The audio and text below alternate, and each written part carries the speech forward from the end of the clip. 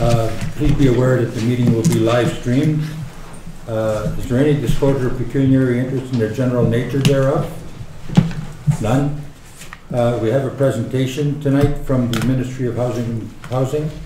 I like the title, Tools for Affordable Housing. Please. Well, good evening. It's a pleasure to be with you all here this evening. My name is Cindy Couillard. I'm the team lead for Regional Housing Services with the Ministry of Municipal Affairs and the Ministry of Housing. We've got two ministries that we're supporting, one on the municipal side and one strictly for housing.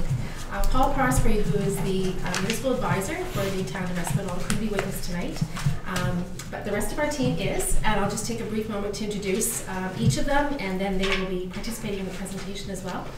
So Sophia Miner is our senior financial advisor in our office in Sudbury. Kara Colby is the planner for the town of Espanola, and Steve May is the senior housing planning advisor in our office as well. So we do work very much as a team. And so we're very happy to be here with you tonight. We were asked by Cynthia to come and do a presentation about cool tools for affordable housing. We've been doing this presentation for about 8 months or so now. We did a presentation at Federation of Northern Ontario conference back in May, and then there's been other sessions where we've done it for the planning technical workshop, also for the Treasurers Forum, and I believe that's how Cynthia heard about this. So part of the reason why we've been doing this is on the housing side, the work that Steve and I do, it works directly with all of the housing service managers in Northeastern Ontario. So we directly work with the Manitoulin Sudbury District Social Services, and through our work with developing affordable housing under the Investment in Affordable Housing Program, we were looking at the various projects that have already been built, what kind of tools that they use, both planning and financial, and found that there were some really good stories out there that we needed to get out to other municipalities, let them know how the tools are being used, and also are just raising awareness about what the various tools can be used for. So municipalities can consider a range of land use planning and financial tools to help promote a full range of housing types, including affordable housing, that will meet the community needs. Our presentation tonight is going to focus on the planning and financial tools that are available under provincial legislation and that you may want to consider. So I'm going to do this at the same time, just for now. So this is just the analogy that there's a toolbox of things that can be used, both financial and land use planning. And just to kind of give you an idea of what some of these actual tools are, so under the Planning Act, there's a variety of items here, and Council does have a copy of this package. It'll also be made available through the municipality here. So second units, official plan and zoning bylaws, garden suites, community improvement plans, minimum and maximum development standards, demolition control areas, height density exchanges, development and community planning permit systems. You can see the variety of the Planning Act tools.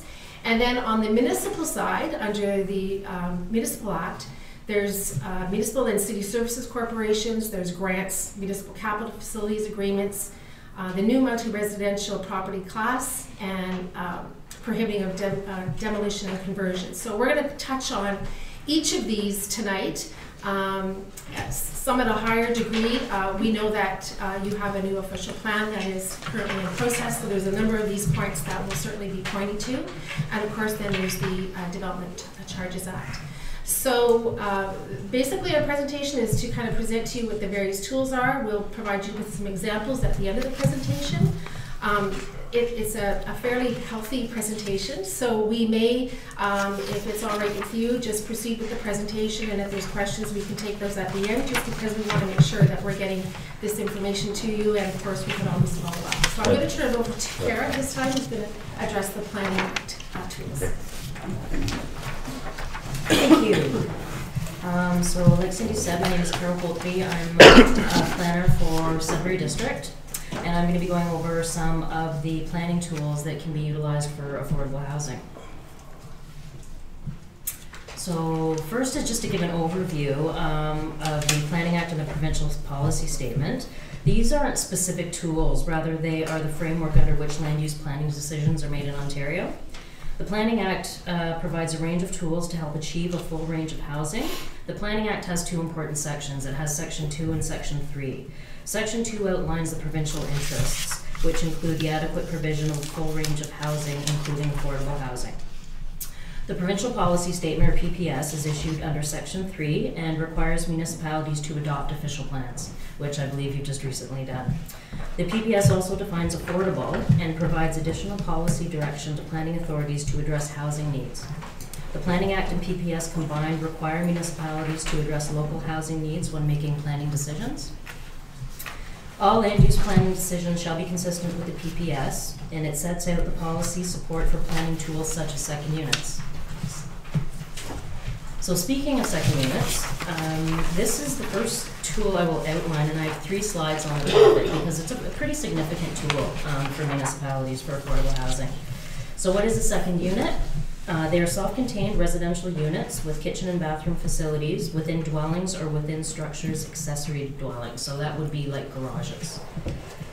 What's another word that people use to describe them? They can also be known as accessory apartments, basement apartments, secondary suites, or in-law flats.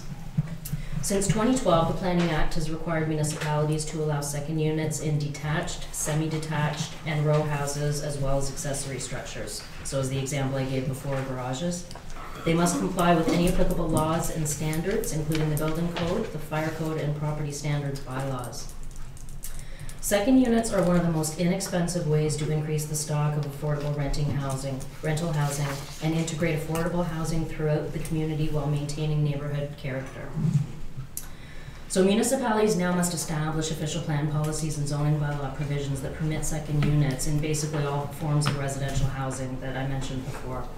Official plan policies and zoning bylaw provisions for second units cannot be challenged at the Ontario Municipal Board.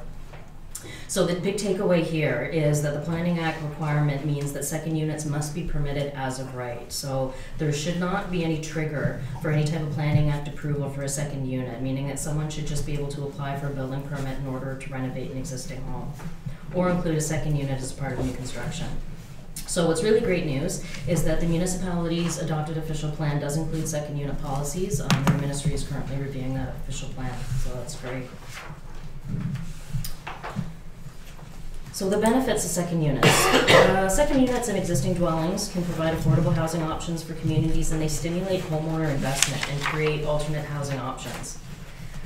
Detailed permissions for secondary suites can exist as policies within an official plan and further be prescribed in the zoning bylaw. These official plan policies support housing intensification within settlement areas and other built-up areas where services are provided. Permitting second units is one of the least expensive ways to encourage new affordable housing units, especially in our small rural municipalities. They can provide housing options where we are striving to retain youth and seniors in our communities, and they can create jobs. They maximize the use of existing housing stock and infrastructure and provide a new revenue stream for homeowners.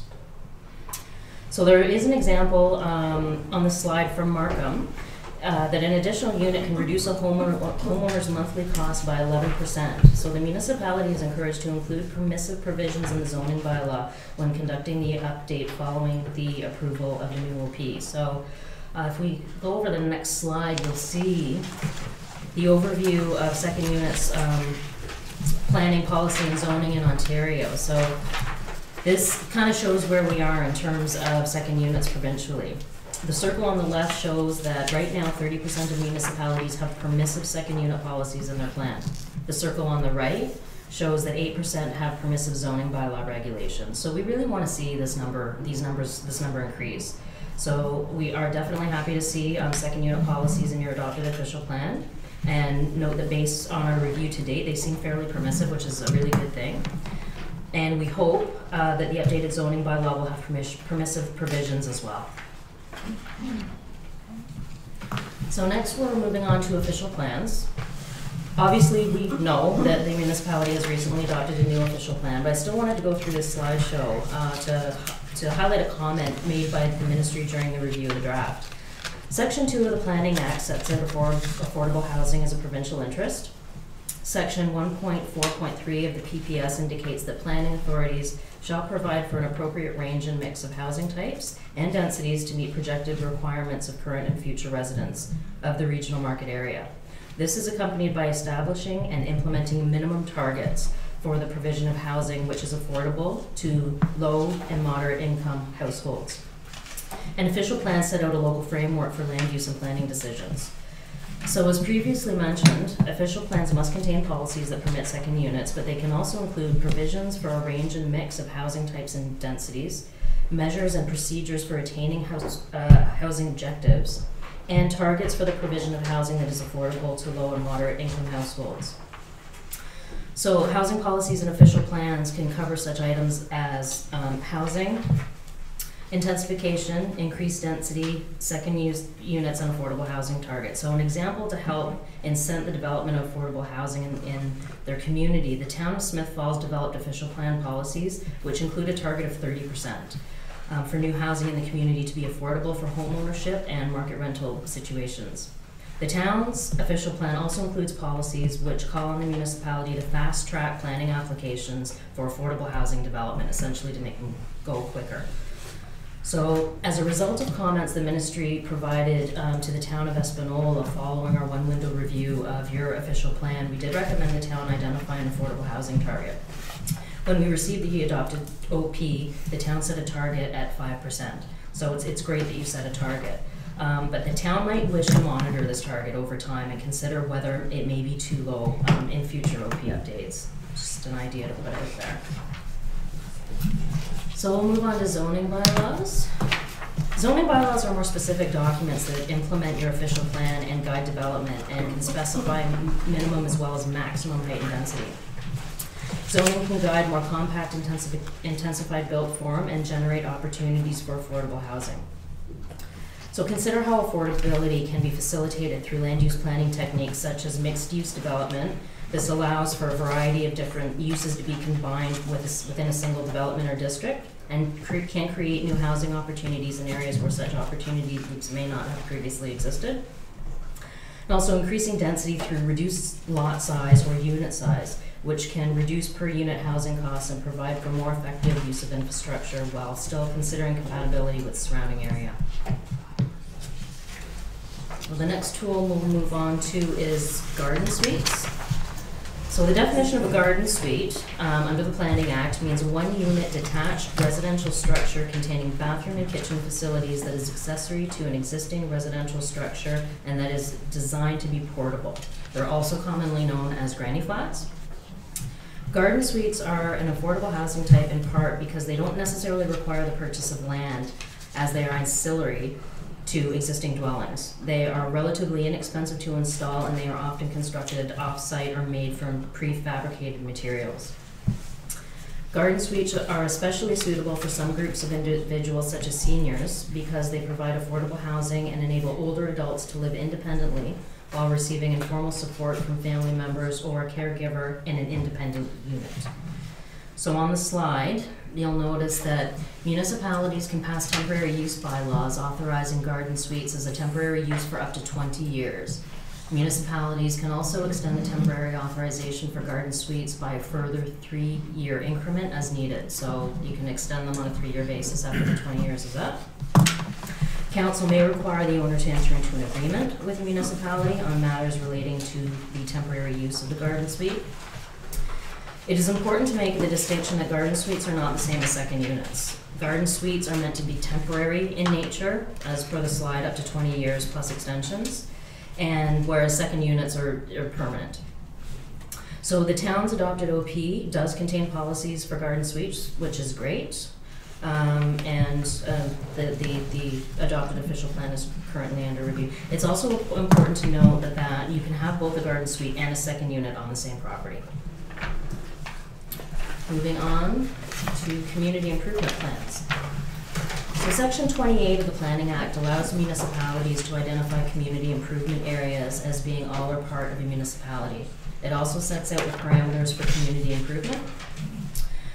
CIPs, they're meant to incent redevelopment in specific parts of the community. They encourage community improvement activities and can provide a framework for a municipality to use financial tools and offer grants, loans, and tax assistance to property owners. They can be tailored to support municipal redevelopment and revitalization goals such as revitalizing core areas, remediating and redeveloping brownfields and such. And the Planning Act specifically provides that community improvement includes the provision of affordable housing. But users of this tool must have official plan policies to enable community improvement plans and must designate a CIP project area before adopting a community improvement plan. So it's noted that the current adopted OP references the CIP for the downtown core Highway 6 corridor revitalization, which does include direction for affordable housing incentives, so that's great. But you may want to consider expanding your CIP policies in areas when you're doing your next update. Okay. Reduction or waiving of application fees. This tool is pretty straightforward. So municipalities may reduce or waive planning application processing fees. A reduction or waiver of fees for applications required for an affordable housing development would reduce the costs associated with that development. It's just plain and simple. It can be just an incentive. So just to get back to the adopted OP, the ministry did suggest that a policy be added to the OP to reference this tool when we provided one window comments on your draft OP, and it was not added to the adopted, but that's okay. I mean, an OP policy isn't required to utilize this tool, so just keep that in mind. Next slide. So, reduction or exemption from parking requirements. Municipalities can reduce capital and maintenance costs for itself and developers while facilitating pedestrian-friendly and transit-supportive areas through agreements that reduce requirements or exempt owners or occupants of a building from providing and maintaining parking facilities.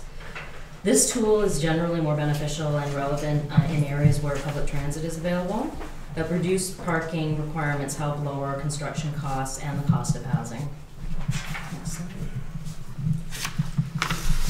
So, the next tool, conveyance of parkland or cash in lieu. Municipalities can require land or money be provided for park purposes as part of a development process. So that would be up to 2% for commercial industrial and 5% for all others, so for residential. The value of land is determined prior to any improvements being made, so that would be considered pre-development value. Municipalities can provide a reduction in their parkland or cash in lieu requirements to facilitate the development of affordable housing in all or specific geographic areas of the municipality. The municipality's parkland dedication bylaw would need to stipulate these details. So for an example, the city of Aurelia uses this. It exempts nonprofit affordable housing development or redevelopment from parkland dedication requirements.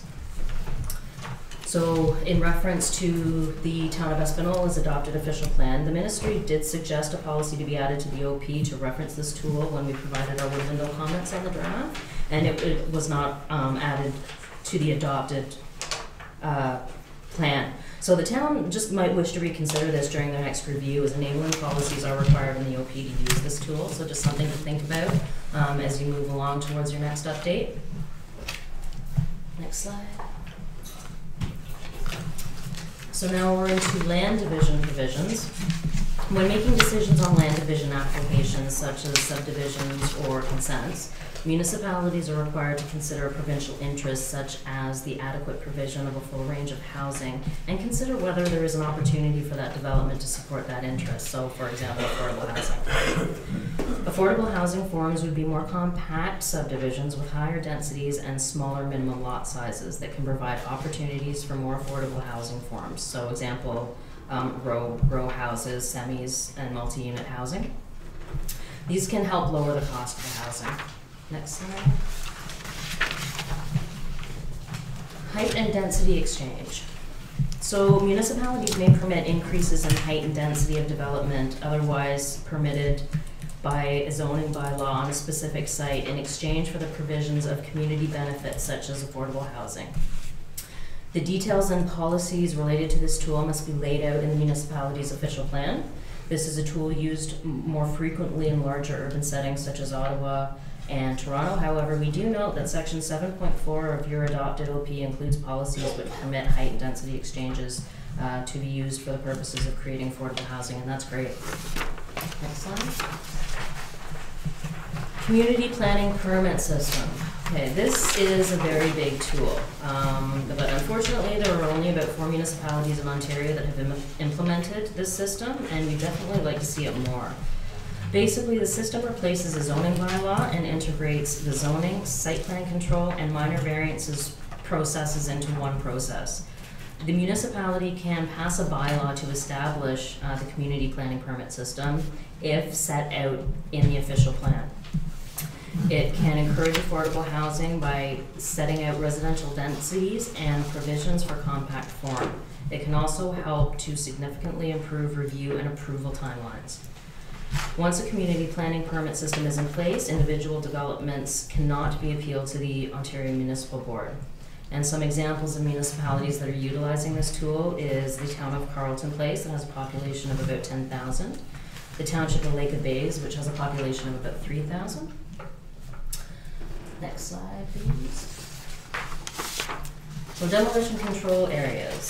This is a tool that municipalities can consider using as part of a local strategy to help protect existing affordable housing stock. Section 33 of the Planning Act allows municipalities to designate demolition control areas to help maintain existing housing stock. They're established under the Planning Act and can include both ownership and rental properties, as well as properties with less than 6 units. So council can pass a bylaw designating any area within the municipality as a demolition control area. The important thing here is that within these areas, municipalities can refuse to issue a demolition permit unless a building permit has been issued to erect a new building on the site. This framework can assist a municipality with maintaining residential properties, including affordable housing stock. Demolition control areas can encourage owners to maintain viable housing stock. Next slide. So our last slide in the Planning Act tool section is inclusionary zoning. It has been introduced in Ontario as a part of Ontario's long-term affordable housing strategy. It's Bill 7, which contains the changes to the Planning Act, received royal assent on December 8, 2016. Inclusionary zoning refers to policies, bylaws, and programs that would require development proposals with residential units to include affordable housing units and provide that these units be maintained as affordable over a period of time. This approach combines housing policy and land use planning approvals to require private market development to include below rate rental and or ownership housing. So I'm not going to say a whole lot more on that, as it's not really anticipated that the smaller municipalities are going to utilize this tool in great numbers. But for more information on this new tool, you can visit the ministry's website at the web link provided on the slide. Thank you very much, and I will turn it over to Sophia Miner.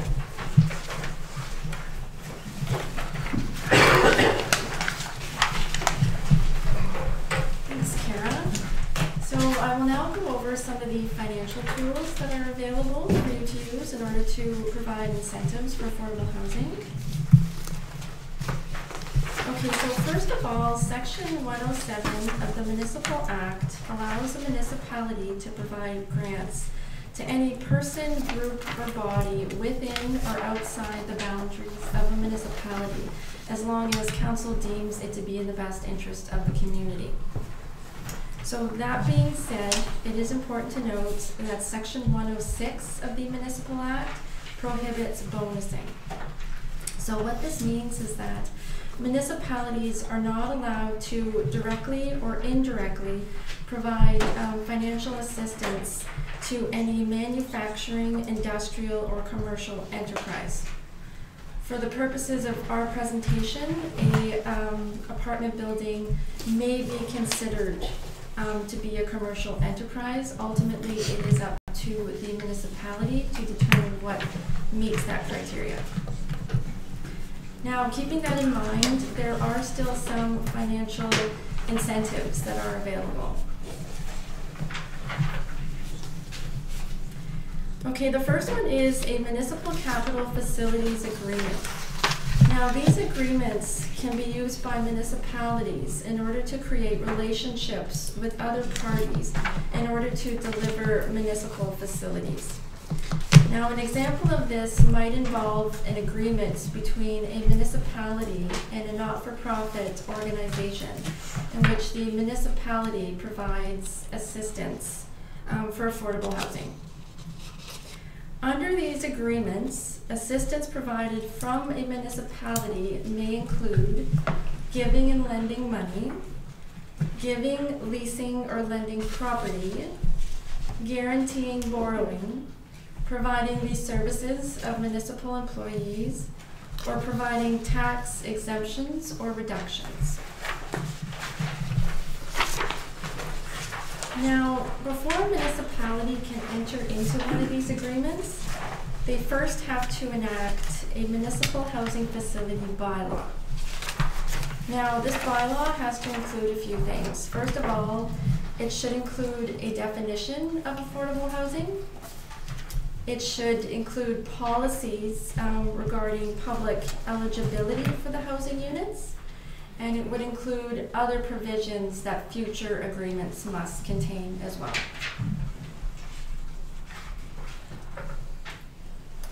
Okay, the next tool involves property tax rate reductions.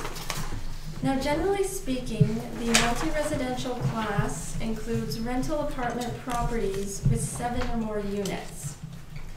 And the residential tax class includes condos as well as single residential dwellings. The municipal tax rate for the multi-residential class is often higher than that of the residential class.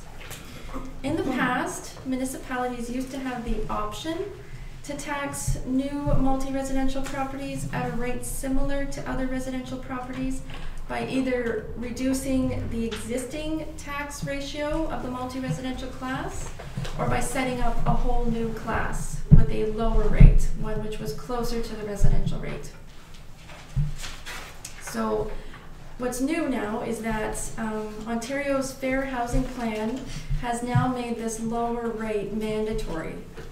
So all new multi-residential buildings with a building permit date of April 20th of 2017 or after are now required to be taxed at a rate similar to other residential properties.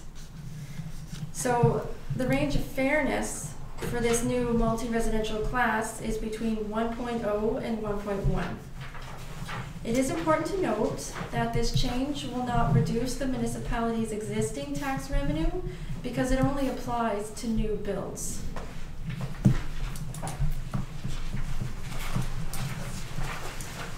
Okay, next we have the demolition and conversion of residential rental properties.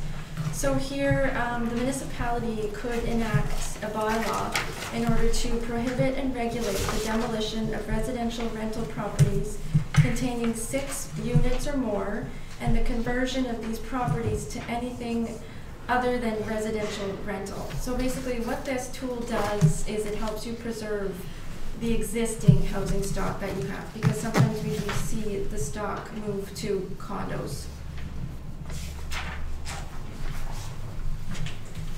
Okay, next we have the Municipal Service Corporation. So here, a municipality may establish a Municipal Service Corporation in order to provide a product or service that the municipality itself could provide with a few restrictions. There are a variety of benefits to establishing the corporation. It might allow the municipality to partner with others in the public, private, or not-for-profit sectors. And in doing so, they might be able to provide the services more efficiently. And also, it would allow them to potentially pool their expenditures, their staff resources, and be able to realize better economies of scale. So a municipality may designate a municipal service corporation providing economic development services as a designated economic development corporation. Now, economic development services may include the provision of residential housing, public transportation systems, parking facilities, as well as a few others. So with doing this, With the Economic Development Corporation, the municipality would then have the authority to use a levy for economic development services. So then the municipality would then levy this charge, and they would collect these fees and pass it on to the Municipal Service Corporation. The last tool is the development charge tool, and I am aware that Espanola does not have development charges, so I'll skip over this one for now. And we'll now pass it over to Steve May, and he will provide you with some examples. Hi there, good evening. I'm the Senior Housing and Planning Advisor with the Municipal Services Office here in Sudbury. Not here in Sudbury, but in Sudbury. Tonight I'm going to show you some examples from around Northern Ontario, as well as from around the rest of the province that other municipalities have used tools working together in some cases to create affordable housing projects. Some of these examples were provided with funding, federal provincial funding via service managers under affordable housing programs such as the Affordable Housing Program and the extension in the Affordable Housing Initiative, as well as the Social Infrastructure Fund. Various programs that essentially provide funding for the purposes of affordable housing, but it's critical to point out, though, that there's never enough money from the province and the federal government to achieve all affordable housing needs.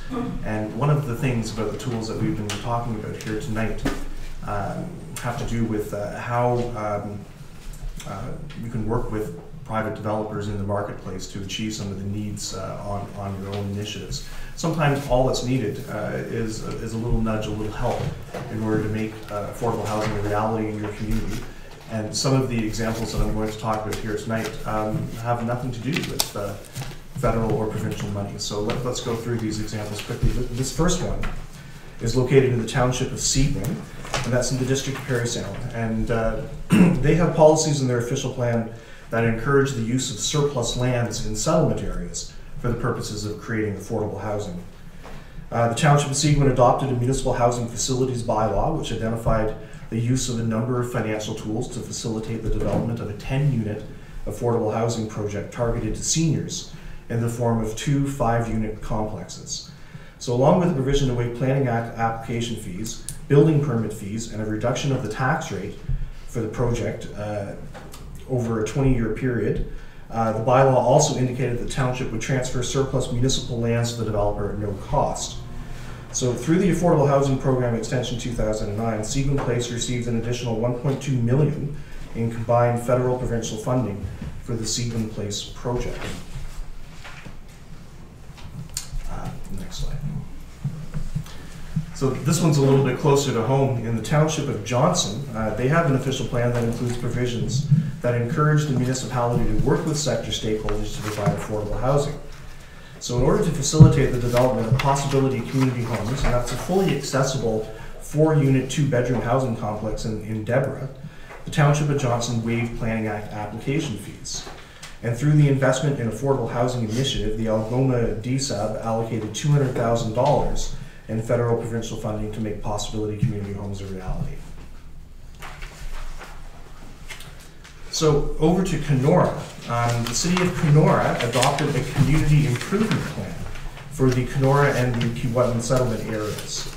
The community improvement plan includes a component that will provide financial incentives for the creation of affordable housing, including a grant for background studies that support new multi-unit seniors housing construction and the conversion of existing buildings, which include accessibility features, an affordable housing tax increment-based grant to stimulate the renovation, rehabilitation, or redevelopment of existing buildings and underutilized sites to better create affordable housing, and an accessibility grant to promote accessibility in existing buildings, including multi-unit residential.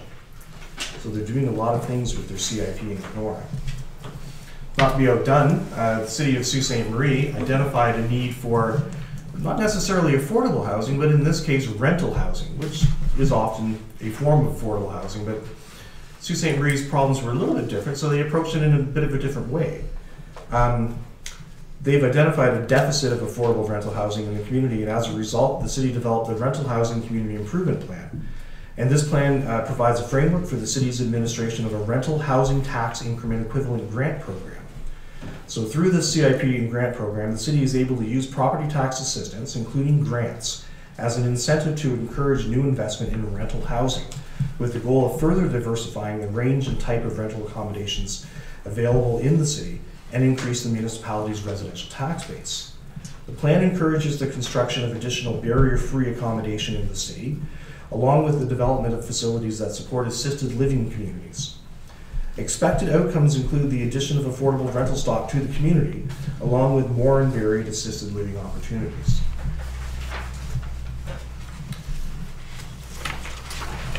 Now, in McDonald, Meredith, and Aberdeen Additional, the Algoma District Services Administration Board received $700,000 in funding through the Affordable Housing Strong Starts program for a 10-unit affordable housing project targeted to seniors in the community of Echo Bay, and a similar project in the township of Duberville, which the Algoma DSAB shared architectural design drawings for, also received $700,000 in Strong Start funding. In McDonald, Meredith, Aberdeen Additional, they created a bylaw to create a new multi-residential property tax class with the same ratio. The Algoma DSAB has estimated the annual property tax savings to be $4,390 annually of net present value as of 2007. So expected outcomes here include reducing pressure on the district's social housing waitlist and increased municipal tax revenue for new units versus vacant land. I won't go into this one in any great detail, as my colleague Kara talked a little bit about this, the Smith Falls official plan that establishes a 30% housing target. Housing targets are important aspirational goals to have in official plans, and that's why the PPS talks about requiring them.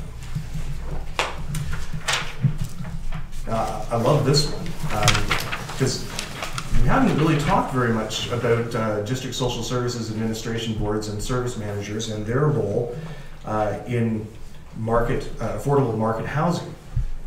They have a role for sure. They all have housing and homelessness plans as of 2013. And in fact, the Manitoulin Sudbury District Services Board Housing and Homelessness Plans identifies a fairly significant need for seniors rental and supportive housing in the La Cloche area, of which Espanola is a part. So in Crooklyn Lake,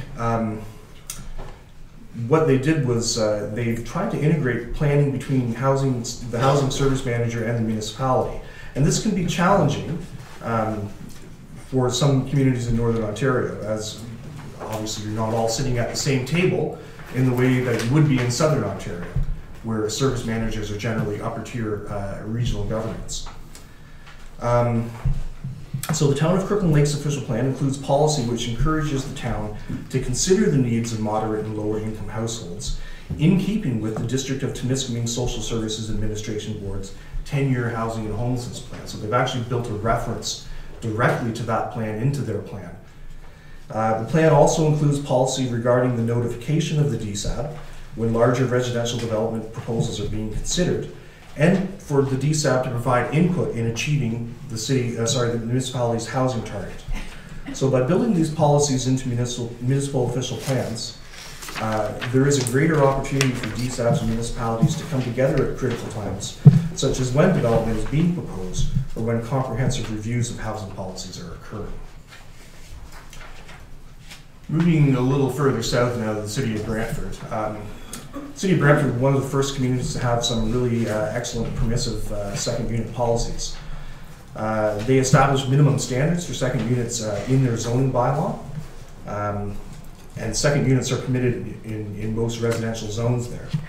So the units must be located within or in addition to an existing single detached, semi-detached street townhouse or detached structure. There must be a clearly identifiable entrance with direct access to the second unit from the outside. They've identified the components of what the second unit must consist of, and that includes one room, one kitchen, one bathroom, and a maximum of 2 bedrooms. And in 2015, building permits for 6 private second unit dwellings were issued. Sorry, before the order here is not working for some reason. There. Yep. Right there? No, next one. No, that one. Okay. Gotcha. Sorry about that. Okay. So in the county of Bruce, they also identified a need for second units, and they're doing something a little different there. As per the Planning Act, municipalities are required to establish official plan policy and zoning bylaw provisions that permit second units.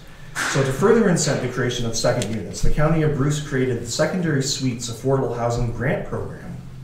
And this program is available to owner-occupied households to provide an available second unit to an affordable rental rate, at an affordable rental rate, to an income-qualified household for a minimum 10-year affordability period. Detailed permissions and restrictions of secondary suites are found within the official plan and further prescribed in the zoning bylaw. Official plan policies support housing intensification within settlement areas and other built-up areas where services are provided. And the county is doing this on their own initiative. In Chatham, Kent, let's see, municipalities may be able to provide property tax exemptions and other incentives such as loan grants and development charge waivers through the Municipal Act. Reduction and exemption from parking requirements, and that's under the planning. Municipalities can enter into agreements with developers to allow for the reduction and waiving of parking requirements, especially in areas with high development and or land costs in order to lower construction. So Riverview Terrace is a municipally owned affordable housing project. Chatham Kent used existing surplus municipally owned property, closed part of a road allowance, purchased 2 residential lots with homes on them, which they then demolished, as well as a vacant lot, plus part of a centered lot, assembling the land all together, and then providing assistance consisting of cash and equity from their social housing reserve fund. And due to the client type that this was being targeted for, which was physically disabled and seniors, they also reduced the parking requirements. The outcome here was that the municipality provided assistance in the amount of over $867,000, consisting of cash, land, and equity. Parking requirements were reduced from 41 to 34, lowering development costs. And ultimately, this led to the provision of 24 new affordable housing units and decreased the service manager's social housing wait list. And the project also received $2.8 million through the Canada-Ontario Affordable Housing Program extension. Quickly now, the Rudy Holst Commons is a 47-unit affordable housing project for families and individuals, and is a recent example of a project benefiting from Hamilton's development charge exemption.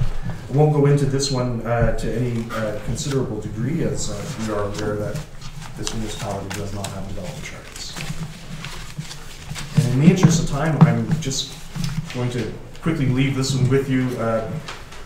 The City of London has a Municipal Services Corporation, which they have developed to help incent affordable housing projects. And at this time, I would like to turn the presentation back to my colleague, Cindy Cluder. Thanks very much, Steve. So the last couple of slides here are really just to point out what considering use of these various tools potentially can do for your municipality. So we're looking at, actually looking at considering what your housing needs are in the area, accessing the sustainability of the current housing options in your community, taking inventory of the municipal tools that we've presented tonight, and possibly some of these examples will help just tweak things for you about how you may want to look at that. Maybe looking at what you currently do have in the way of tools, what you might not, what you might be considering looking at. Looking at how you can leverage some of the new tools, amending possibly some of the existing ones, or actually creating new opportunities altogether. Certainly would encourage engaging with your partners, fostering greater relationships with the service manager responsible for housing and homelessness, which is Manitoba DSOB in this particular community, along with private market developers, the nonprofits, the co-ops. Seeking advice, gathering your resources, and dare to consider the possibilities that implementing some of these particular tools might produce for your communities. Just wanted to point out to you what use of some of these new and or existing tools might create for you. It promotes open for business opportunities within your community. If you're talking to a private developer who possibly is coming into the community and saying, I own a parcel of land up the way, what might we be able to do with it? By having some of these tools already in place, you'd be able to actually address that by saying, we actually have a few of these things that we're using right now to incent projects or to encourage development to come into our communities. Attracting new affordable housing, as I mentioned, with the private market or the nonprofit. It also may help you to retain and maintain the existing housing types that you currently have in the community, and are creating new ones through examples of second unit and garden suites that you heard about as well. It also is creating new revenue streams, business permits and applications and such, generating taxation that you potentially didn't have. By creating more units into the community. It also provides opportunity for creating employment and economic development opportunities. So with that, I'd like to thank you there, councillors, municipal staff, and members of the public for your time in listening to our presentation. We'd be happy to take any questions, and of course, if there's any follow-up that you need, at the end of the presentation is our contact information. You can contact any one of us at any time. We'd be happy to help you, or even find other examples, or connect you with other municipalities that have maybe have undertaken some of these things, or have new plans or policies in place that might be of help to you. So with that, I'll leave it unless there's questions. We'd like to thank you for coming. Thank you.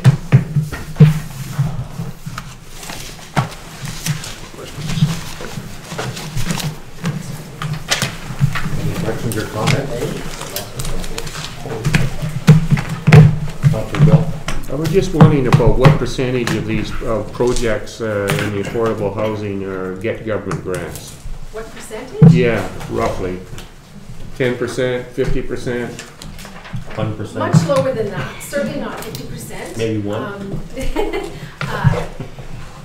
Just to explain how program dollars become available. So obviously there's the Canada Ontario Affordable Housing Agreements that the province enters into with the federal government. You perhaps have heard that there's a new national housing strategy that the federal government released last November. I didn't actually hear what was in the budget today, the federal budget, but we know that there is more coming. But typically the way that programs work is we enter into agreements with our federal partners. We develop affordable housing programs. And then for the province, there are 47 service managers that deliver housing programs. In Northern Ontario, there are 10 district social services administration boards, Manitoulin and Sudbury being one of them, and then there's the City of Greater Sudbury. So there's 11 in Northern Ontario. We provide program funding, the guidelines, and then we give those dollars as a notional allocation to the housing service managers and give them the guidelines and let them choose what programs they're going to offer within their district. We know that it's a challenge for a larger district area, but then they will determine based on the amount of money that they have received what programs they can actually participate. So to give you an answer as to the percentage, I don't know that we've actually been able to actually figure that out.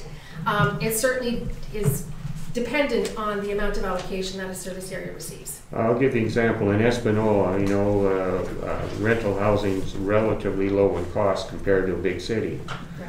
Right. If we were to build and have to pay the capital costs, just the interest in the mortgage payment represents about close to $1,000 a month. Then on top of that, you have to add in operating costs and other things, okay, and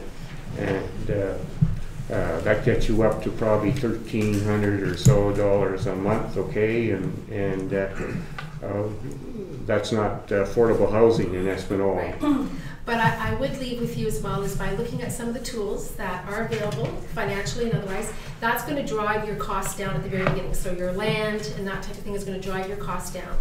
We know that developing a project strictly for seniors that are all going to be at an affordable rate, whether that's at the program desired rate or otherwise, is going to be a challenge. You really need to have mixed use projects that have both the market rents that some can afford more so, and then the lower rents for the other individuals that need that greater support. So There are mechanisms and ways, not saying that it's easy by any means, but this is why we're just trying to tap into all the various tools that are at your disposal to kind of help drive down some of those initial capital costs.